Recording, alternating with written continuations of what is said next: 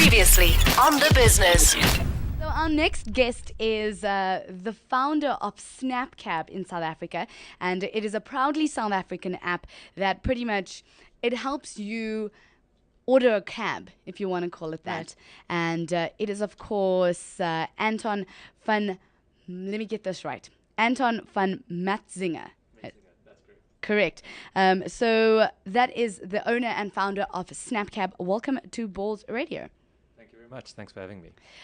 So tell us a little bit about SnappCab. Where did the idea from it originate? Yeah. So in fact, I have two co-founders. So Nathan Zaster and David Story, they came up with this idea a while back. They looked at the mobile industry and they saw this is the way the world works. And they thought, well, why not order a cab through your smartphone, through an app? And they started looking around, started talking to some international guys, and eventually we decided, let's just build it here, design it here, build it here in South Africa, and have control over it and localize it for South African conditions. Are any of you developers, Anton, or did you go and find developers who could do this so for we you? have. So Nathan is a great developer. He's a bit of is a polymath, the right word. What is that? I think this is a guy. This is a modern day Renaissance man. You know, he can do a lot of things, including code like a demon. So, yeah. So the front end of the app he did. We've got some guys on board, and our technology partners are Velvet Ant, and they look after our back end, which is quite important because. And I guess we'll get to it. You can pay with credit card. You know, we keep a history. You've got a great account ability. You can use your favorites, etc. And so for all of this, you need a proper back end. We integrate with a financial system, and so Velvet Ant is helping us with that.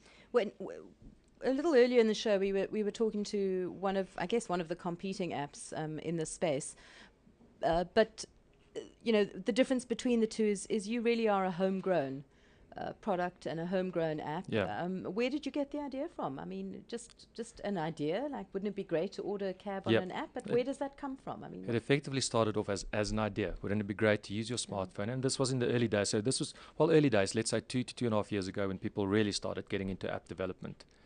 And Nathan at that stage started thinking about it. And then him and David looked abroad, and they got to one of the first companies that did this, Get Taxi from Israel, and they're a formidable player in London at the moment. And we then looked at the economics. We looked at how difficult it was to do. It's quite difficult to do, as it turns out. And we funny decided how we to do always it. learn those lessons Yeah. after we've decided to go for it. 100%. It's been some sweat and tears over the last 6 to 9 months of core development. But we're very pleased with what we've done. We're very pleased that it's South African conceived, designed, and developed, and that we can take this to Joburg and to the rest of South Africa. And does it work on all smartphones across operating systems, or at this stage confined to certain? Yeah, very important question. So it's on the Android and iOS ecosystems at the moment, so either tablets or phones. But we will be hopefully making a BlackBerry announcement for BlackBerry 10 within days, and Windows will follow shortly. So we made that decision. When it comes to the South African market, we still, especially to the market that you're kind of appealing to, which is not your, if you want to say, your taxi market, it's your cab market, which is a little bit different. 100%. How welcoming is the community to an app like this or a technology like this? Yeah. You're talking about the metered cab companies and drivers themselves. Yes.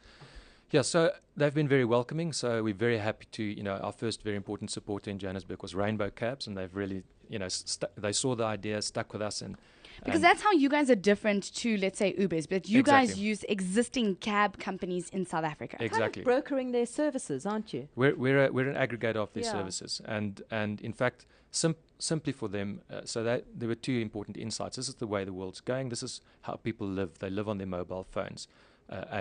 And B, if it brings more business to them, then why would that matter? And this is a particularly important point because in South Africa, largely cab drivers rent the cars or own the cars. So even from a Rainbow, Zebra Cabs who's with us, City Cab, the drivers rent the cars. So the drivers need to pay that rental, and effectively, if we bring business to the drivers that allow them to pay the rental, they're happy, and the cab companies are happy. And we've had some great feedback on this app, and we hope to do two things. People who use cabs at the moment, and on any given day, there's something between 4,500 and 6,500 cab trips in Johannesburg, in the core Johannesburg area. It's more in Kuruleni and Tshwane, and we'll talk about Cape Town and Durbs in a moment. But there are a number of thousands of cab trips, so those people who use cabs, we want to give them SnappCab because it makes it easy to get a cab, track the cab as it comes to you, and you can pay with your credit card if you want to. So very easy way to get to the closest cab. Absolutely easy, and download the app and all that. You mentioned some numbers, Anton, the kind of traffic that's going through cabs in certainly our major cities. But are those people who've got smartphones necessarily? Yes, we believe so. So, if you just quite recently, Arthur Goldstuck, the numbers from Worldwide Works, 14 million smartphones in South Africa. That jumped from about 8.5 or 9 million, if I remember correctly, just about 2 years ago. And it's still growing. We'll see the first introduction of smartphones below 1,000 Rand this December. Well, you took the words out of my mouth, because isn't it really important then from your perspective, as these guys have got together and started this app, which is effectively is the front window of your store, in your business plan, you have to have factored in that you've got to wait until smartphone numbers hit a certain level in order to make the business sustainable down the line. Correct. So, if smartphones out of a population of 40 million, if smartphones were at 2 or 3 million, we would have looked at this and said, no, probably not.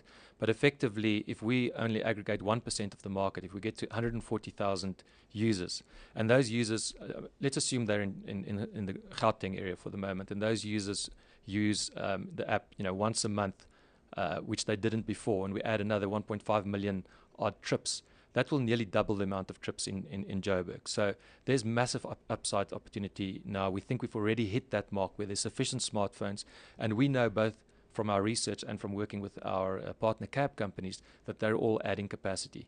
So the time of the metered cab has eventually, I think after many, many years, and Josie being very different to most international cities, the time of the metered cab, we believe, has come, and SnappCab is a means to efficiently match supply and demand, and also bring new people to the category of metered cab, because it's safe, it's easy, it's fun, and you don't need cash if you don't want to pay with cash. Well, I would just love to be able to get into a cab, the cab's not going to get through the traffic any quicker. I completely appreciate Correct. that. But if I can sit in the back of the cab and catch work. up on some work and improve my efficiency, well, that makes business sense to me. That's a very important point. There's some core reasons why people are going to start using cabs. Now, the first that everybody thinks of is drink and drive legislation and the enforcement of that, and clearly we're seeing that.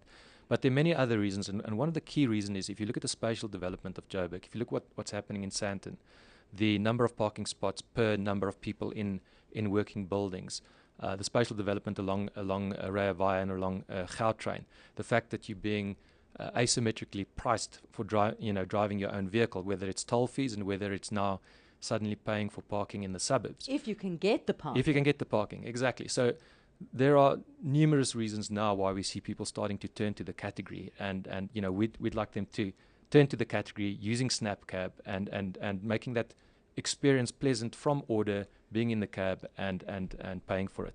And I think also what we want to do, just a quick point, through the transparency and the feedback that people can give in-app about the driver and the experience, is to improve quality over time and get prices down and get prices consistent. Speaking about prices, how does the pricing model work with SnappCab?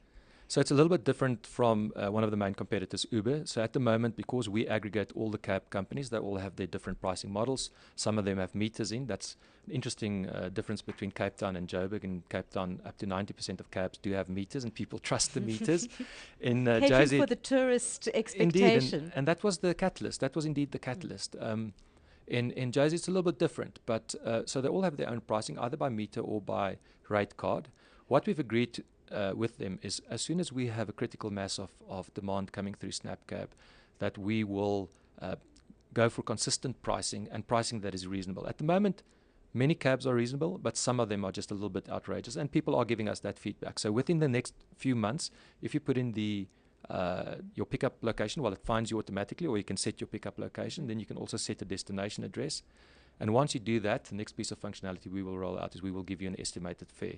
And we will then negotiate with all these cab drivers and cab companies that they stay, within a margin of, say, 5% of that fare. How does SnappCab make a profit from this? Where does the SnappCab kind of business come in? So right now we don't make any profits, and I probably have to mention at this point, thank you to the Innovation Hub, who's our second round funder, so I wouldn't be sitting here without them.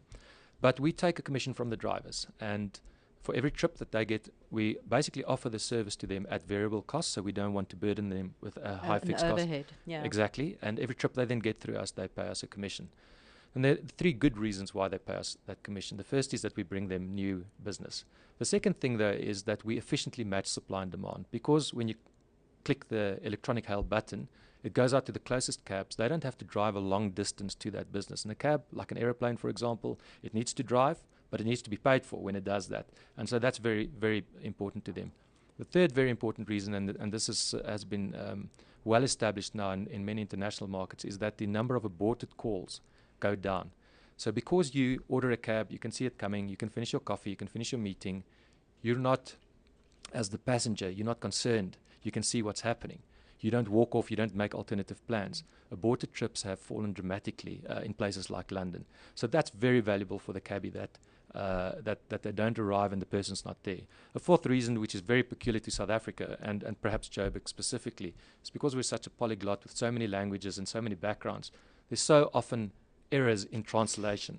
So now, because it uses both sides GPS, the GPS of the cabbie, the GPS of your device, the address is in there, it's clear. We guide the cabbie with map functionality. You can see the cabbie coming.